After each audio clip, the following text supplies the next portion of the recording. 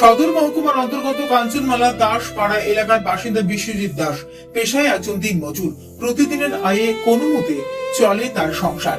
সেই সীমিত আয়ের মধ্যে স্ত্রী ও সন্তানদের নিয়ে জীবন যুদ্ধ চালিয়ে যাচ্ছেন তিনি। বিশ্বজিৎ দাসের ছেলে বিকাশ দাস বর্তমানে 7ম শ্রেণীতে পড়াশোনা করেন, কিন্তু জন্মের পর থেকেই সে শারীরিকভাবে প্রতিবন্ধী। অন্য শিশুদের মতো স্বাভাবিকভাবে হাঁটা চলা করতে পারে না।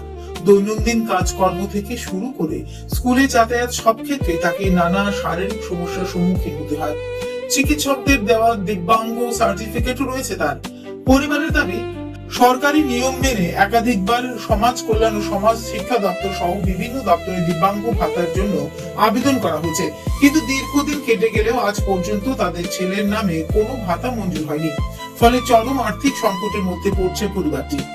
রবিবার সাংবাদিকদের মুখোমুখি হয়ে বিকাশের মা মনিদিবা দাস কান্না জড়িত কণ্ঠে জানান, তার স্বামী একজন দিনমজুর হওয়ায় সংসার চালাতে হিমশিম খেতে হয়।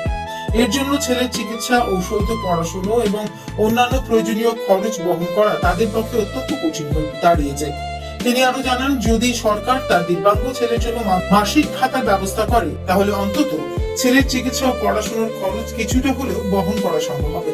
তাই তিনি রাজ্য সরকারের পাশাপাশি সমাজ কল্যাণ ও সমাজ শিক্ষা দপ্তরের কাছে মানবিক দৃষ্টিভঙ্গি নিয়ে বিষয়টি বিবেচনার আবেদন জানিয়েছেন। একটি প্রতিবন্ধী শিশুর পাশে দাঁড়িয়ে তাকে সমাজের মূল স্রোতে ফিরিয়ে আনার দায়িত্ব শুধু পরিবারের নয়, রাষ্ট্রেরও। এখন দেখার বিষয়, সংবাদ প্রকাশের পর রাজ্য সরকার এবং সমাজ কল্যাণ ও সমাজ শিক্ষা দপ্তর এই দরিদ্র পরিবারটির আবেদন কতটা গুরুত্ব দিয়ে বিবেচনা করে এবং বিকাশ দাসের জন্য দিব্যাঙ্গ ভাতার ব্যবস্থা করতে কি উদ্যোগ গ্রহণ করে।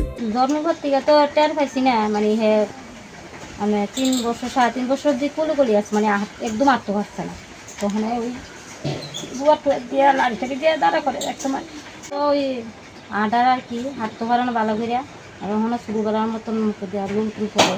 আমি চিন্তা করবো তো শুধু যদি বাচ্চারা যদি একটু একটা ইয়েটিও পাই আর কি, সরকারি সাহায্য বাতা যদি একটা বাতা মতন যদি একটা কিছু পাইতাম, তাহলে মনে করেন বাচ্চাটাদের চিকিৎসা করাতাম, লেখাপড়া তো করাইতে পারতাম, একটু ভালো হইতো আর কি। এখানে আমরা এখানে গ্রাম পঞ্চায়েতে জমা দিয়েছিলাম, স্কুলে তো কন্টিনিউ দিতে আসি, কয়দিন পর লাগে তার এটা তো দিতে আসছি। তারপরে স্কুলে 2বার করে নিচ্ছে হয় না। Bureau report, news update Tripura.